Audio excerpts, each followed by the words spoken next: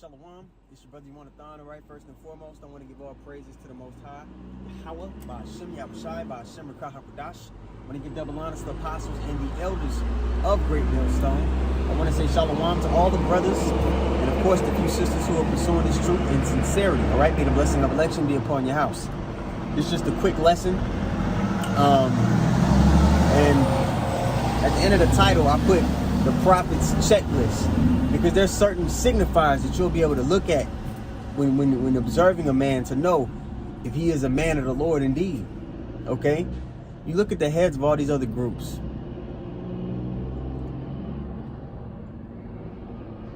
You look at the heads of all these other groups. How often are they going out in the highways and byways to teach? That's a commandment. They boast in the commandments. That's commandments to go on the highways and hedges to teach. Now, with that being a commandment, well, you know, what is it for? Well, it's an exhibition of your faith, because that's how the Lord is going to, you know, justify you, through your faith. That's what he's looking for, because you're not going to be justified by you keeping the law. So doing the work is an exhibition of your faith. And it forces you to do a few things. It forces you to be in the spirit. It forces you to examine yourself. Okay? It forces you to be disciplined. There's particular things that come with it. So when you look at it that way, and you start to make, okay, the prophets are going to be doing this. Scripture said the men of the Lord will be moving this way. This is what they'll be going. They'll be going in the prophecy. These different things. When you start to view everything through that lens, it becomes extraordinarily clear who the Lord's men are. And it's going to be made even more clear the closer we get to the threshold, you know, of Jacob's trouble and the kingdom of heaven being established. All right, so I want to read this really quick. It's Proverbs 6 and 9. It says, "How long wilt thou sleep, O sluggard? When wilt thou arise out of thy sleep? Yet a little sleep, a little slumber, a little folding of the hands. So shall thy poverty come as one that travaileth, and thy want as an armed man." Now, carnally speaking, a lot of these other groups, a lot of people that pop up and make a camp, they got carnal money, right? They got so-called substance in this world. But spiritually, they're destitute. They're destitute in the spirit. And the only riches that's going to pay off in the days to come are spiritual riches. That's the only riches that are going to pay off in the days to come. So how do you store up those riches like it talks about in Matthew the 6th chapter? Well, you're going to have faith and works. And if you truly got faith, you're going to have works to go along with it. You're going to be doing the work. You're going to be in the spirit. You're going to be going into prophecy. You're going to be examining yourself. You're going to be watching the things that are playing out in the earth, because you're a what? You're a watchman.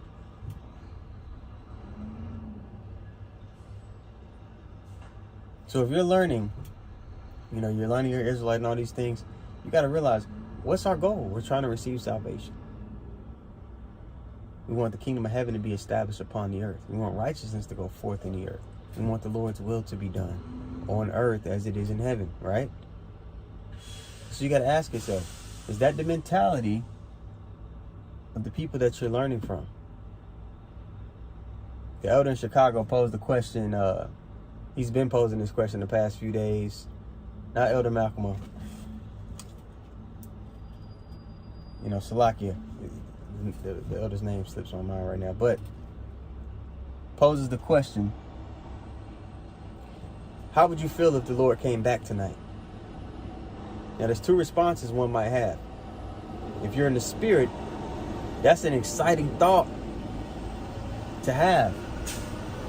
The Lord come back tonight, man. If you're in the right spirit, it should be relief. Like, oh man, we don't got to be in this damn prison. We don't got to be in this hell anymore.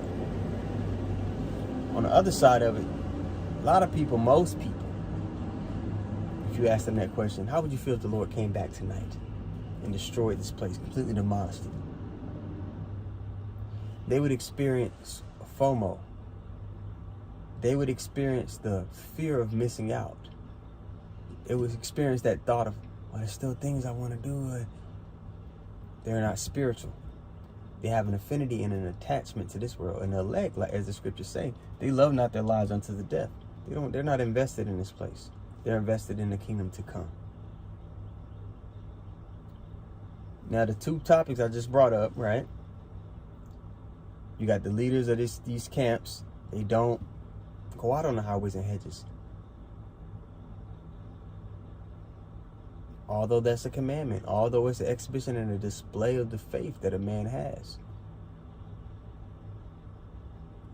In the combination with that question that the elder's been posing, how would you feel if the Lord came back tonight? You could clearly figure out which category to put those men in.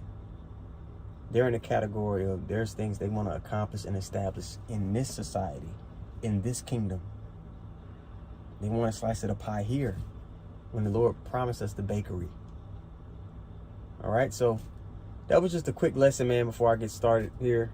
I'll probably, try to get another one or two in as I'm making my rounds. So ask yourself that question, man. And really examine the feeling or the thoughts that you have when you ask yourself that question. How would you feel if the Lord came back tonight?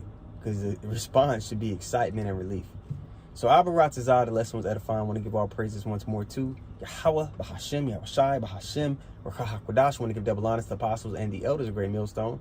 I want to say Shalawam to all the brothers and, of course, the few sisters who are pursuing this truth and sincerity. All right, may the blessing of election be upon y'all. Shalawam to the brother on the comment board. Hey, Virgin Island Straight Gate. Shalawam, brother. He put up Romans 2:22. Thou that sayest a man